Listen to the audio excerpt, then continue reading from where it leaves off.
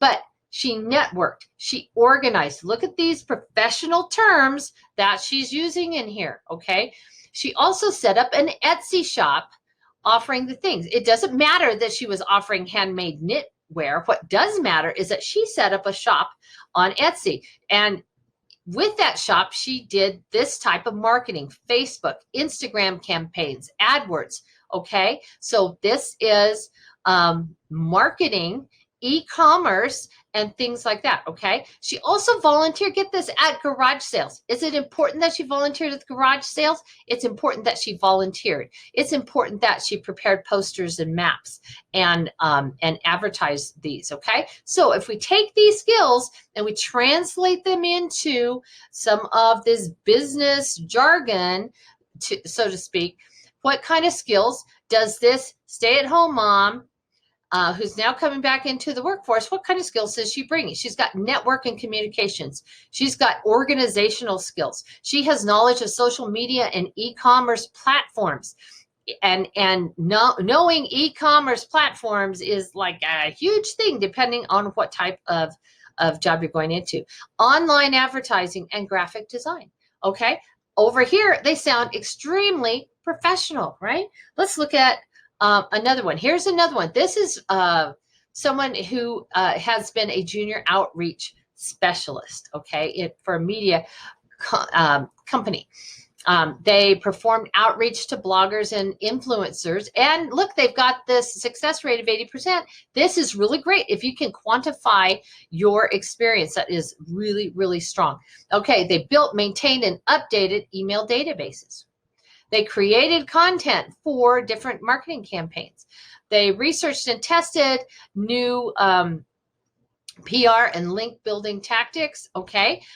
They reported to managers, they tracked and analyzed progress. So if we translate this into things that, words and phrases that can go into, remember right now we're focusing on that summary. So this is pulling out these words and phrases that we want to have or that we can include. Sometimes there's so many of them. You don't want to include everything. You want to include the strongest ones, the ones you can put numbers to. So here's the things that they can focus on. They have outreach and communication skills. They have database management. They have content writing, research skills, testing skills, analytical skills, and teamwork.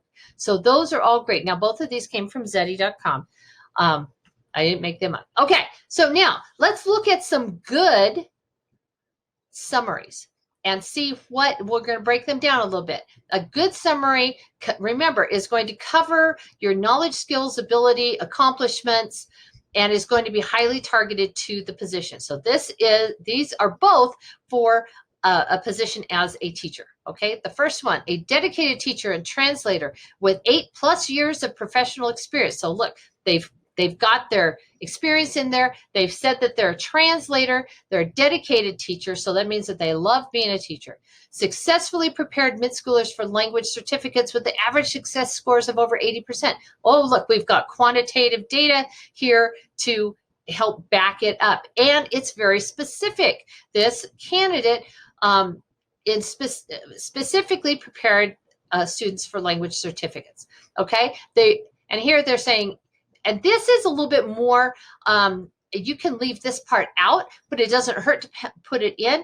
Eager to leverage superb communication and organizational skills. So there's 2 more skills as an English teacher. So this person is moving from being having the focus on the language and the translation type of teaching into becoming an English teacher. So having a phrase like this when you are going into a new field, you're switching your career emphasis, that's a great thing to put in there to see how I'm taking these skills and I'm transferring them into your job. So, they're going to make me successful. So that works really, really well. Here's another one. This is also for a teacher, but they have slightly different skills. Outgoing, dependable teacher with 2+ years of tutoring experience. So this one hasn't been a teacher. They've been a tutor for 2 years. Developed a unique teaching style based on storytelling. Okay, here's an accomplishment that they've done. This shows their approach to education. Seeks to leverage language and communication skills as a junior English teacher at Okay, so you can leave all of that out. Anything past junior English teacher, you can leave out. But anyway, do you see how they are focused on these skills that are highly relevant to the job that they're applying for? There's not, you notice there's no I am anything. It doesn't say I am a dedicated teacher. It's these fragmented sentences. They are consistent in how they are. So they don't have some full sentences and some fragmented sentences, but they get to the point really quickly and they focus on their strongest attributes that tie in with that job. Okay, here are some bad examples. A stay-at-home mom and a former teacher wants to join the school in the role of an English teacher. Great organizational skills. The only thing that is really highly relevant here is the organizational skills. That they were a former teacher isn't helpful because we don't know what they taught. We don't know what their strengths were. We don't know what their approach was. So this one just really doesn't help. And what does it start off with? It starts off with a stay-at-home mom. Well, they're not hiring a stay-at-home mom. They're hiring a teacher. So that gives the emphasis in the wrong place. It talks about what they want to do rather than what they have to offer. Okay, it's all about what are you bringing to the table. All right, it's boring as well. Okay, but no details in there. We don't really get a feel for what they have to offer for this job. Here's another one. Seeking a position at your school as a junior English teacher, skilled at teaching, outgoing and dependable. Being outgoing and dependable is okay, but being skilled at teaching, what does that mean? You know, what part of teaching are you skilled at? We all have strengths and we all have weaknesses.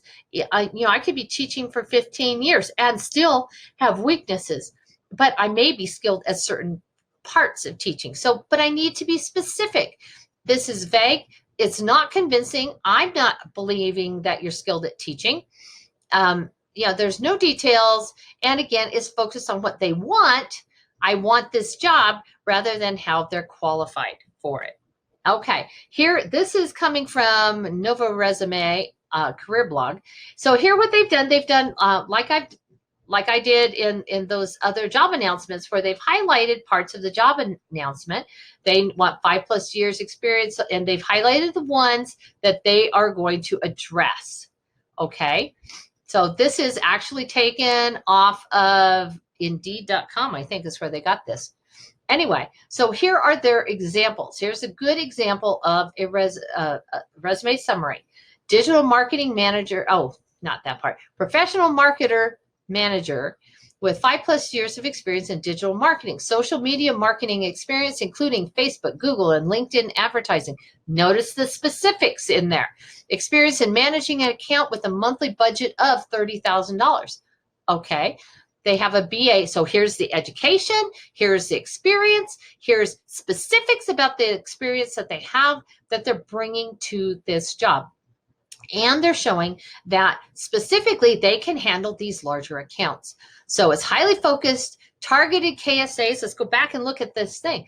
5 years of experience, social media experience, Facebook, BA, experience managing advertising budgets. Okay. Notice they didn't focus on German and English because maybe that wasn't their strong point, or maybe they have it someplace else on their resume, like in a skills section or something like that. Okay. And here is a bad example. Here's those I am an experienced professional seeking an opportunity to use my background, data analysis, market trend research. Those two are good. I am a dedicated and detail-oriented marketing specialist. Looking for, get rid of that. Looking for, seeking an, okay? You don't really want to do, I want to help your company grow. No, I want this job. That's really why you're applying.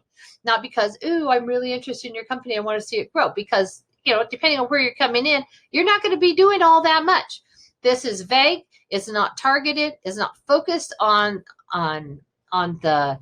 the job announcement. Is not hitting the keywords that they have there, okay? It's focused on the applicant, what I'm looking for, what I want out of this, rather than these are the skills and experience that I'm bringing to this job. And so even though they may have this other experience, they may know some social media, they talk about market trend research, but it doesn't talk about in what. specifically in e-commerce? I mean, what types of social media marketing platforms are they familiar with? You know, so they're missing all of that detail that they could put in here to make this more convincing.